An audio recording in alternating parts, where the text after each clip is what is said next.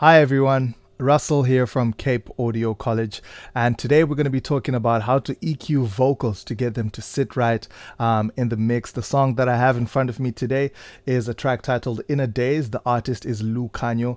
Lucanio is a very good friend of mine. We've been working together for about 2 to 3 years now, and yeah, he's been kind enough to actually allow me to use this session. The song is currently unreleased. I just finished mixing this one, so you get a little bit of a sneak preview of what Lucanio has coming next. So before I play the song, I'm going to play it from the start till somewhere in the verse so we can get an idea of what we're working with. Today we're going to pay particular attention to the verse.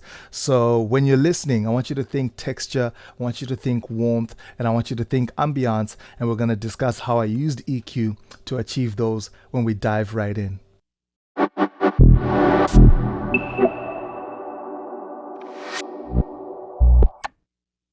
All right, so I'm going to play the song now, give you an idea of what we're working with, and then we're going to start talking a little bit about the verse and how we achieve the tone and the texture of that vocal.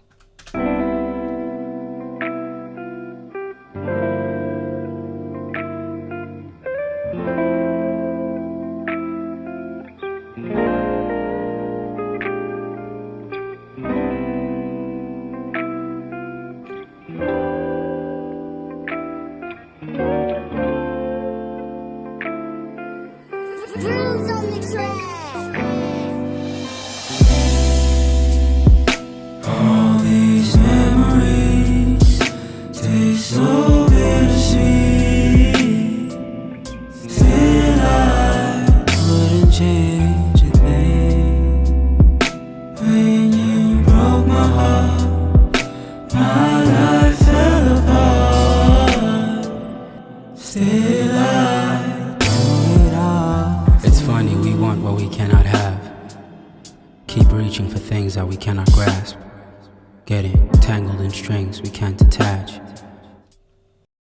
All right, so as you can hear, it's a very slow love song. It's got like a ballad feel. I'm sure you heard the big reverbs, and just to make it sound like it's in a big space, in a big hall, and just to add to the feel of that vocal.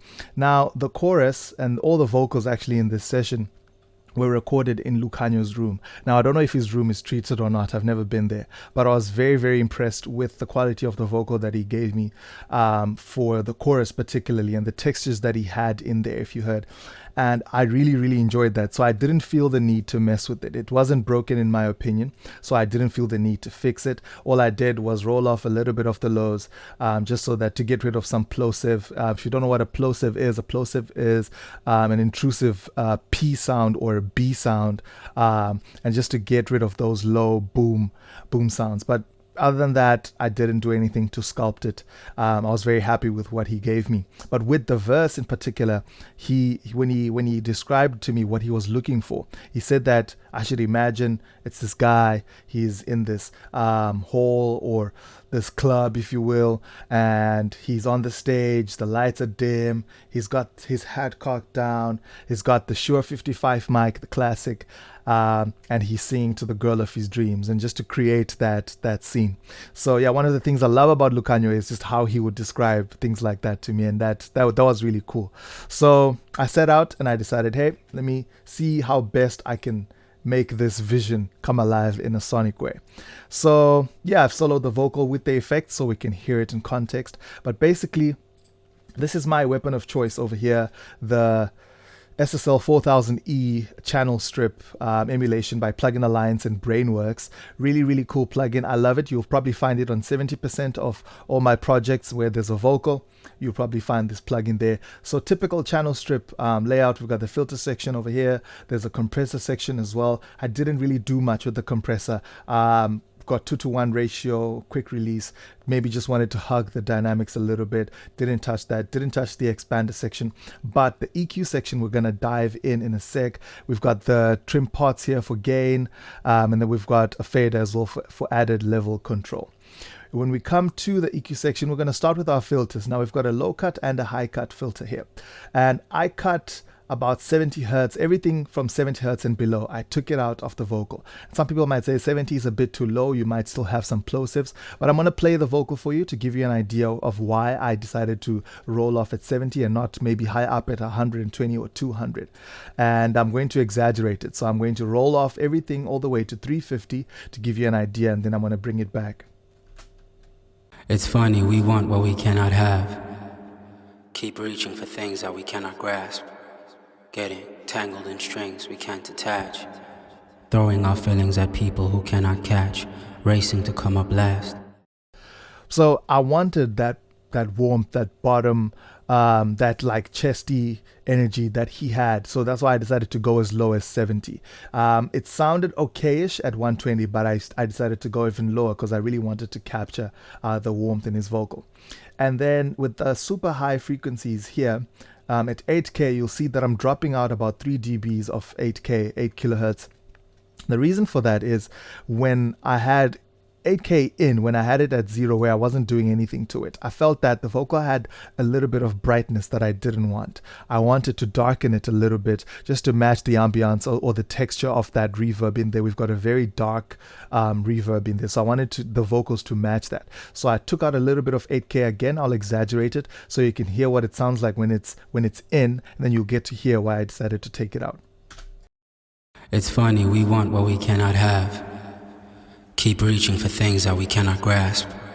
Getting tangled in strings we can't attach. Throwing.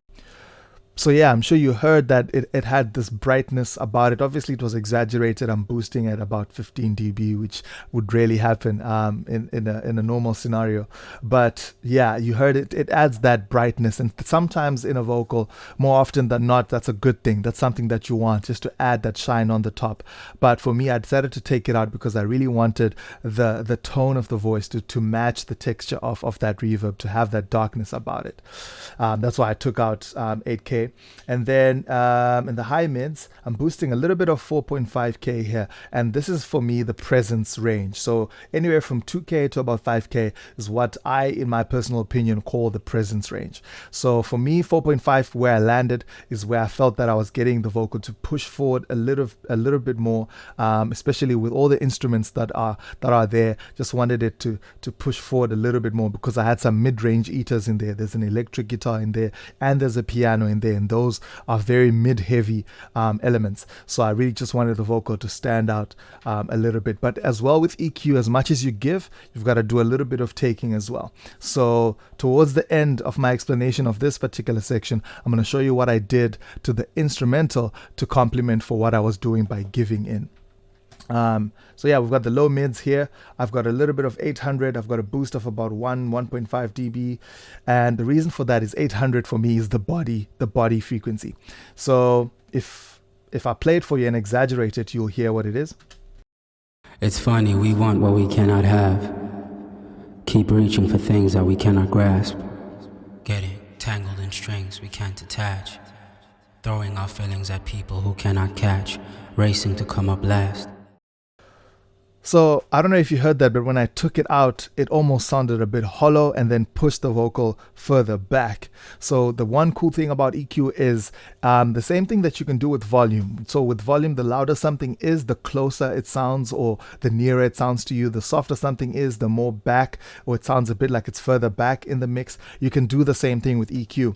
If I took out 800 completely, I have a very hollow sounding vocal that's pushed a little bit back. And that's sometimes when you want to, when you have a lot of elements in the mix and you want to push something further back, that's something that you can do. Or you can reach for the fader and push it down as well, and that sort of like pushes it back. But the EQ allows me to have that dimension, that front back dimension as well, and that's something that you would have noticed in there. When I boosted it, there was a bit of grit, there was a bit of some that sounded dirty in there, and that's really cool sometimes if you want to use it as in like an artistic effect. But for me, I just wanted a little bit of that body, a little bit of that grit, not a lot of it, just a little bit, again, to add to the texture. And then the low frequencies here, my focus frequency is 200 hertz, which is like the chest frequency. I'll exaggerate it for you so you can hear, but I didn't really touch this because I felt I had enough warmth, I had enough low end in the vocal. But this is what the chest frequency sounds like when it's exaggerated. It's funny, we want what we cannot have.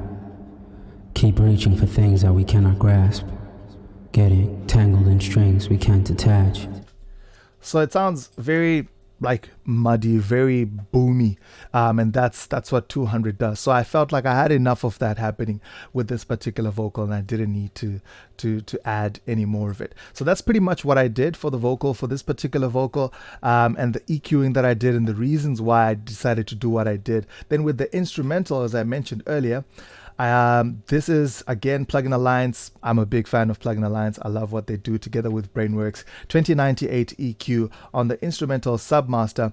If we come to the high mid section at about 2 kilohertz, at 2K, I'm taking out about 1.5 dB. So again, very subtle subtraction that I'm taking there. I'm taking something out, just a little bit of 2K. Again, like I mentioned, 2K, 2 to 5K is the presence range for me. So because I was boosting a lot of that in the vocal to try and get it to cut through, I decided to take a little bit out of that, out of the instrumental, just to create a little bit more room for the vocal to sit in there amidst all those instruments that are there. So it's a lot of give and take. It's a lot of, you gotta add a little bit and take a little bit somewhere else just to complement it and to keep the balance together. But pretty much that's how we achieved the tone and texture for this particular vocal, and I hope that this video has been useful. We're going to be doing a whole lot more of these, so yeah, we would love to hear what you think in the comment section below. But other than that, from myself and the team at Cape Audio College, we hope that you are keeping well during these unprecedented times, and yeah, we hope you're staying safe, staying at home, but we look forward to seeing you again soon. And for myself, it's bye for now.